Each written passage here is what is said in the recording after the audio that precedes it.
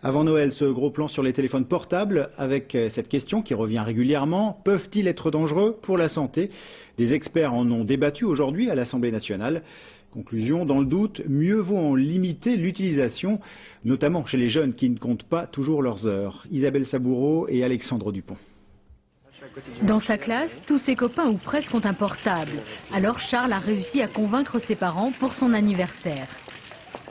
Je trouve qu'à 12-13 ans, c'est pas forcément utile, mais à 14 ans, c'est pas indispensable, mais c'est bien pour un adolescent d'avoir un portable, je pense. 9 adolescents sur 10 ont un portable. À l'âge adulte, ils auront connu une période d'exposition aux ondes électromagnétiques très supérieure aux adultes d'aujourd'hui. Et c'est ce qui inquiète les experts. Une étude suédoise a mis en évidence une légère augmentation du nombre des tumeurs du nerf acoustique après 10 années d'exposition. C'est la seule qui montre un risque réel, mais les données manquent, en particulier sur les jeunes en phase de croissance. Les enfants commençant très tôt à téléphoner, ils vont accumuler de l'exposition beaucoup plus que nous adultes. Et donc ils risquent, s'il y a un risque, ils risqueront effectivement d'avoir une tumeur visible, alors que nous, on ne l'aura pas vu chez des adultes qui ont commencé à 30, 40 ou 50 ans à communiquer.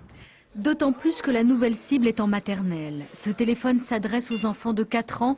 Si les distributeurs l'ont retiré des rayons, il est toujours en vente sur Internet.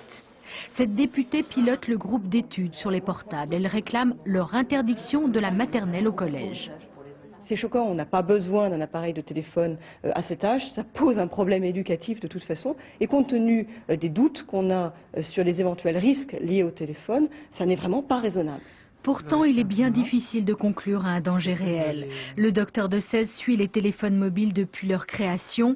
Il a mis en évidence que cette sensation d'échauffement que l'on peut ressentir n'est pas liée aux ondes, mais à l'application du téléphone lui-même. Et toutes ces recherches depuis 20 ans vont dans le même sens. Les études qu'on a faites sont plutôt rassurantes, puisque quand on fait des études chez des volontaires, même avec des expositions répétées, des expositions de longue durée, à forte puissance, on ne voit pas de perturbation de la mémoire, pas de perturbation de l'apprentissage, pas de perturbation des temps de réflexe, des choses comme ça. Pour avoir un risque réel, il faudrait en fait des puissances du téléphone 20 fois supérieures. Mais en attendant le résultat d'études sur les enfants, les experts préconisent l'usage du kit main libre et des conversations téléphoniques les plus courtes possibles.